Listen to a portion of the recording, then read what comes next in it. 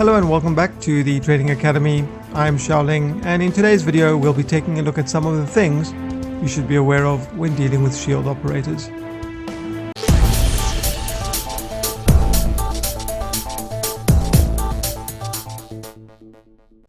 So there are currently 3 operators that use shields or can use shields in Rainbow Six Siege: the GIGN Recruit, Blitz, Fuse, and Montagna. These operators seem to cause a large number of players problems simply because they are unsure of how to deal with them or how to get past the shield. Most players tend to panic a little bit when being approached by a shield operator. But once you are aware of a few key things, they'll be far less intimidating when you next encounter them. So the following examples are based on a head-on encounter with a shield operator. Firstly though, when sprinting, their shields offer no real protection, so not much needs to be said about that. When walking, or crouch walking, you can see that all the operators share the same exposed areas. So let's take a look at the vulnerable or exposed areas. When standing, the left and right shoulders are partially visible, along with the legs as well as the gun arm. However, when crouching, you can see the top of the head if you are standing and they are crouching, as well as a portion of the left leg. Now, when moving forwards and backwards, the standing posture vulnerabilities are pretty much the same as when stationary, so that means the legs, the shoulders, and the gun arm are visible.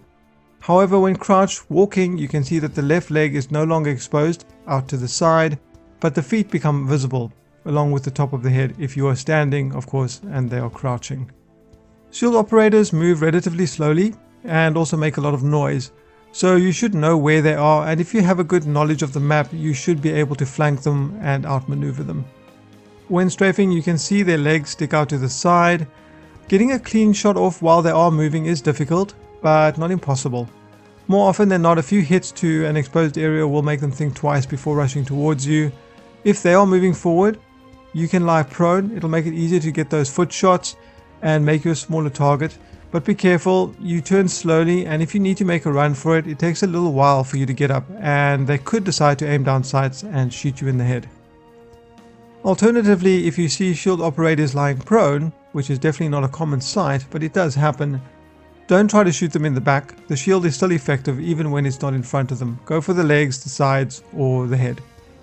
Montagna's ability allows him to extend his shield, which makes him next to impossible to kill when he has it extended. But remember, while he's using this ability, he cannot shoot or use a melee attack.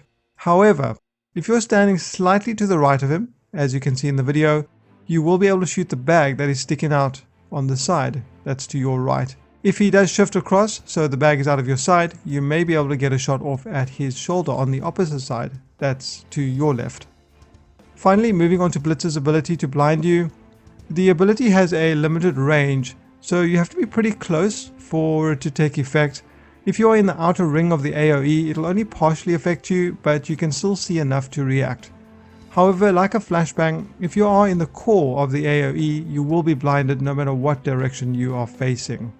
So keep these ranges in mind when dealing with Blitz, and try avoid getting too close. In conclusion, I will say that I've seen many people who see shield operators panic and just start shooting directly at them and try to fight them head on. I've also seen players even run up to them to try and get behind them to melee them.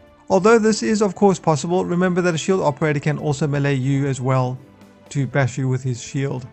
The shield operator's accuracy while firing from the hip is pretty bad. The dispersion rate is increased by 2.5 times and made even worse when they take direct fire to the shield, so that's up to 5 times. In the test that I did, 3 in 16 shots hit when firing from medium to long range. So that's something to keep in mind. So take your time to aim and hit exposed areas. Lead them into areas where you have teammates who can flank them, or if you know the map well, you should be able to flank them yourselves.